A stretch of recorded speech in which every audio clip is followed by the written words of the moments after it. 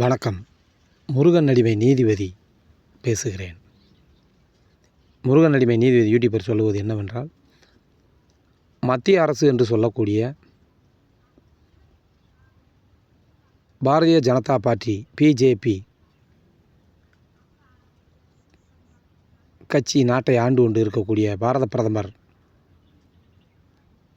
பாரதத்தில் இருக்கக்கூடிய வாக்களித்த அத்துணை நல்ல உள்ளங்களுக்கும் வாக்களிக்காத நல்ல உள்ளங்களுக்கும் ஒட்டுமொத்தமாக வேற்றுமையில் ஒற்றுமை காணும் வகையில் நாம் அனைவருக்கும் பொருளாதாரத்தில் வீழ்ந்துவிடக்கூடாது என்பதற்காக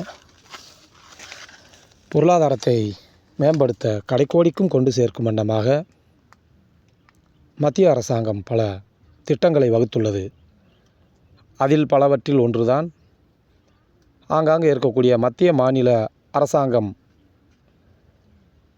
நிறுவியுள்ள ஒவ்வொரு பேங்க் என்று சொல்லக்கூடிய வங்கிகளில் கணக்கு வைத்து அதன் பெயரில் மத்திய அரசாங்கம் என்ன நமக்கெல்லாம் நிதி உதவி செய்து கொண்டு இருக்கிறது என்பதை நன்கு கவனித்து ஆங்காங்கே இருக்கக்கூடிய அவரவர்கள் வசிக்கக்கூடிய ஊர்களில் இருக்கக்கூடிய கிளைகளில் இருக்கக்கூடிய கிளை வங்கிகளில் மேலாளர்களை அணுகி லோன் விஷயமாக நிதியுதவி பெற்று அதை முறைப்படி மாதந்தோறும் 10,000 ரூபாயிலிருந்து 20,000, 50,000, 1 லட்சம், 5 லட்சம், 10 லட்சம், கோடி என்று மக்கள் அதை அவரவர்களில் ஆரம்ப வாரியாக தகுதி வாரியாக, தகுதி என்றதும் ஏற்றத்தாழ்வாக நினைக்க வேண்டாம், அவர்கள் தேவைக்கேற்ப நிதியுதவி தந்து வழங்குகிறார்கள். அந்த வெரிஃபிகேஷன் என்று சொல்லக்கூடிய உண்மைத்தன்மையை அறிந்து கொண்டு அவர்கள் நமக்கு வழங்கும் கால சூழ்நிலை கொஞ்சம் காலதாமதமாகி இருந்தாலும் அது சட்டத்துக்கு உட்பட்டு இருக்க வேண்டும் என்பதற்காக நல்ல பல விஷயங்களை எல்லாம் ஒரு ஃபார்மாலிட்டி என்று சொல்லக்கூடிய அந்த முறை வகை செய்யப்பட்டு நமக்கெல்லாம் வழங்கி கொண்டு இருக்கிறார்கள். தனியார் நிதி நிறுவனத்தில் தரக்கூடிய லோன்களை வாங்கி இன்று இல்லத்தரசிகள் என்று சொல்லக்கூடிய பெண்மணிகள் அனைவரும் நிறையா சித்திரவதை அணிவித்து கொண்டு இருக்கிறார்கள்.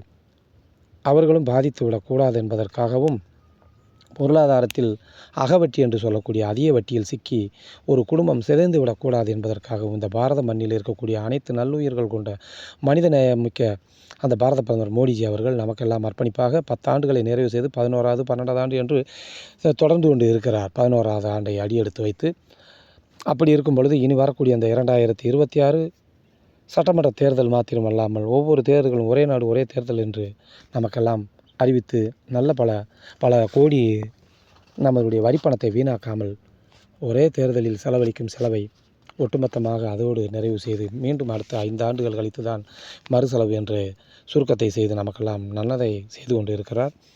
வகுத்தது ஏற்கனவே கடந்த கால ஆட்சியர்கள் தான், அதை வரையறை செய்தது பாரத பிரதமர் மோடிஜி அவர்கள் என்பதை இந்த நேரம் தெரியப்படுத்தி கொண்டு தயவு செய்து அரசியலாக்காமல் இதை கடைக்கோடி தொண்டர்களுக்கெல்லாம் சேர்த்து முருகன் அடிமை நீதிபதி யூடியூப் சேனல் வாயிலாக சொல்லப்படுவது என்னவென்றால், அந்த லோன் விஷயமாக ஆங்காங்கே இருக்கக்கூடிய நல்ல உள்ளங்கள் தயவு செய்து நேர்முகமாகவும் மறைமுகமாகவும் அதிகப்படியான காசோலைகளை பெற்று அவருக்கு உதவ வேண்டும் என்பதற்காக அவர்களெல்லாம் புறந்தள்ளி விடாமல் தயவு செய்து அதற்கு உண்டான முறையான கொடுப்பதை பெற்றுக்கொண்டு அதை வாங்கி வரையறை செய்து பாரத தேசத்தை காத்து காவல் தெய்வமாக நமக்கெல்லாம் வழங்கி கொண்டு இருக்கக்கூடிய அந்த ஒரு சில சட்டத்திட்டங்களை பார்லிமெண்ட் என்று சொல்லக்கூடிய பாராளுமன்றத்தில் நமக்கெல்லாம் நிறைவேற்றப்பட்டு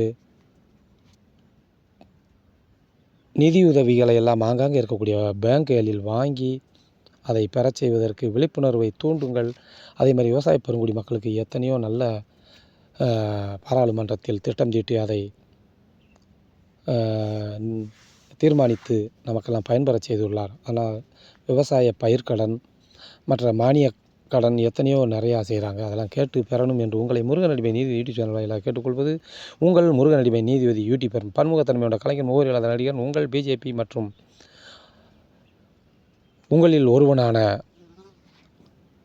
அரசியல்வாதி, ஆன்மீகவாதி, பொதுநலவாதி என்று முப்பரிமாணமாக இருக்கக்கூடிய இன்னும் பல நல்லவாதிகள் என்று சொல்லக்கூடிய உங்கள் முருகன் அடிமை நீதி யூடியூப் சேனல் வாயிலாக இதை தெரியப்படுத்திக் கொள்ள நன்றி. அந்த வணக்கம்.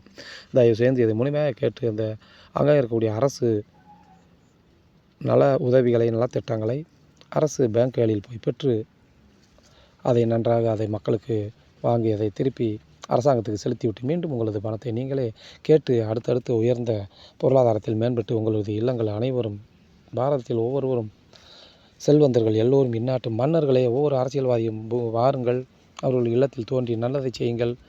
மகாத்மா காந்தியைப் போல, எம்ஜிஆரைப் போல, ஜெயலலிதாவைப் போல கர்மவீரர் காமராஜரைப் போல வைகை அணையைப் போல பல அணைகளை உருவாக்குங்கள். பள்ளிகளைப் போல பல பள்ளிச்சாலைகளை உருவாக்குங்கள்.